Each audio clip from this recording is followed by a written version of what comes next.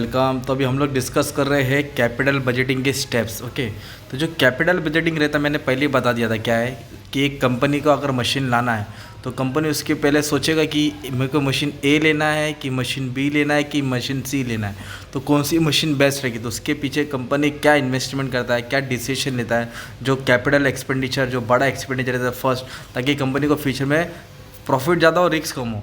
तो कोई भी प्रोजेक्ट सिलेक्ट करने से पहले सबसे पहला स्टेप्स क्या होता है, कंपनी वो मशीन, सपोज कंपनी एक मशीन लाना चाहती है जो 1 करोड़ के आसपास है और वो मशीन से कंपनी का प्रोडक्शन होने वाला है, तो कंपनी पहले उसका देखेगा उसका कॉस्ट कितना है, कॉस्ट मतलब कितना खर्चा है, वो कितने बजट में है कि नहीं, अपने बजट में है कि नहीं, वो कितना उसका प्राइस रहेगा, उस पर क्या ड्यूटीज़ लगेगी, क्या इंस्टॉलेशन चार्ज रहेगा, ओवरऑल उसका इनिशियल इन्वेस्टमेंट कितना रहेगा। फिर उसके बाद मशीन लाने के बाद जब इंस्टॉल किया जाएगा तो ये देखें कैश फ्लो, मतलब हर साल कितना पैसा उससे जनरेट होएगा, इनकम कितना आएगा। अगर 1 करोड़ डाला है मशीन में इन्वेस्टमेंट में, तो हर साल अगर 30 लाख आ रहा है, मतलब करीब 3.5-4 साल में उसका पैसा रिकवर हो जाएगा।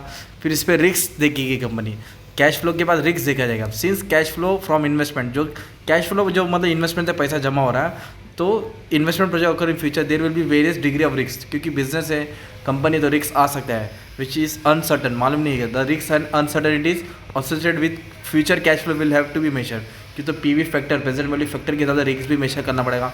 फिर उसके बाद डिस्काउंटिंग रेट डालेंगे, क्या परसेंट के हिसाब से डिस्काउंटिंग होते रहेगा, धीरे धीरे मशीन है तो उसकी वैल्यू कम होती रहेगी, 10%, 12%, 8%। Since the future cash flow are to be discounted to obtain present value, तो प्रेजेंट वैल्यू के लिए डिस्काउंटिंग फैक्टर यूज़ होता है, उसको बोलते हैं पीवी फैक्टर।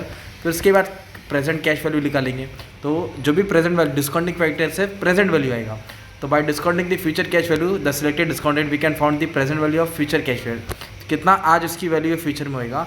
फिर प्रेजेंट को फ्यूचर के साथ कंपेयर करेंगे, अगर ज़्यादा आया, प्लस आया, प्रॉफिटेबल आया तो प्रोजेक्ट अच्छा है, अगर नेगेटिव आया मतलब लॉस मेकिंग है, मतलब प्रोजेक्ट नेगेटिव, उसको इन्वेस्टमेंट करके मतलब नहीं है। तो this are the steps involve in capital budgeting. तो सबसे पहले कंपनी क्या देखता है कैपिटल बजटिंग में, कितना कॉस्ट है, कितना पैसा आएगा, फिर कितना रिस्क होता है, फिर डिस्काउंटिंग फैक्टर डिसाइड करेंगे, फिर उसके बाद प्रेजेंट वैल्यू निकालेंगे, फिर उसको कंपेयर करेंगे। अगर प्रेजेंट वैल्यू ज़्यादा है तो अच्छी बात है, अगर प्रेजेंट वैल्यू नेगेटिव है, लॉस है, मतलब इन्वेस्टमेंट करके मतलब नहीं है।